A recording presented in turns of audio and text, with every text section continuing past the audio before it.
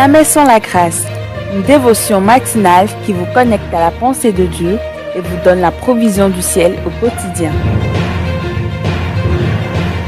Nouvelle journée, nouvelle provision, bienvenue dans la dévotion du jour.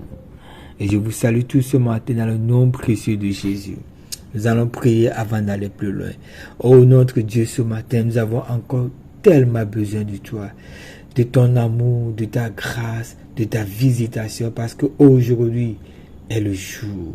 Viens nous faire du bien au nom de Jésus. Amen. Alors nous allons encore relire ce verset dans Parole vivante, Luc 2, verset 1. Et ce chapitre est vraiment incroyable. On va lire quelques versets jusqu'au verset 14. Nous allons voir la nativité. Le verset 1 nous dit: en ce temps-là, l'empereur Auguste publia un édit par lequel il ordonna d'inscrire sur la liste des contribuables tous les habitants de l'Empire romain. Et nous voyons ici l'empereur à l'époque, Auguste, qui va publier un édit. Il va demander un recensement de toute la population. Mais cette fois-ci, il y avait des recensements bien sûr avant, mais cette fois-ci, ce serait fait par famille. Chaque maison doit aller se faire recenser. Et le but avoué de ce recensement, c'est que l'empereur veut lever des taxes. Il veut lever des taxes sur la population. Et vous savez quoi? Cela peut faire couler de l'encre et beaucoup de salive. Les gens vont faire tellement de commentaires, tellement d'interprétations de cette ordonnance impériale, parce que les gens vont voir dans cela un roi dominateur qui va encore prendre l'autorité et qui va encore abuser du peuple, prélever encore des impôts, et les gens vont parler négativement, et les gens vont faire des commentaires négatifs et autres. D'autres verront en cela aussi une belle opportunité pour se faire de l'argent, parce que voilà, si tu es collecteur d'impôts, ça va marcher pour toi. Il y aura beaucoup d'impôts qui vont rentrer, tu trouveras pour toi dedans. Mais au-delà de tous ces commentaires, au-delà de toutes ces interprétations, vous savez quoi? Il y a la main de Dieu qui est derrière l'histoire de ce peuple. Parce qu'il fallait que chacun rentre dans sa vie natale. Et c'est ainsi que Joseph va aller à Nazareth en Judée avec sa fiancée pour se faire recenser. Et là, Jésus naîtra. Puisqu'il fallait que le roi naisse, il fallait que Jésus naisse ou à Bethléem. Et comment cela va arriver? Parce que ce roi va écrire cet édit, ce roi va publier une ordonnance qui va obliger chaque personne à aller dans sa famille. Vous ne voyez pas la main de Dieu derrière l'histoire de ce peuple?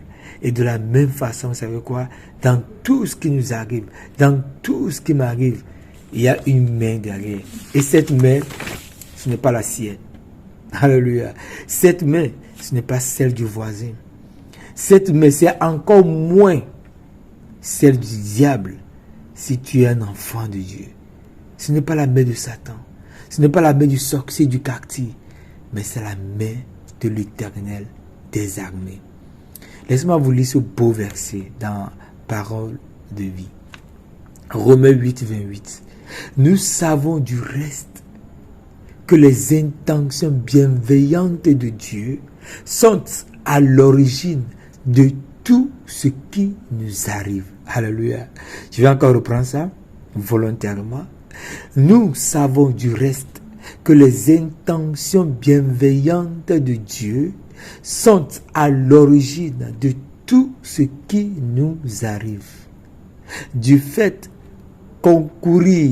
Dieu fait plutôt concourir toutes choses au bien de ceux qu'il aime, car c'est conformément à son plan qu'ils ont été appelés au salut.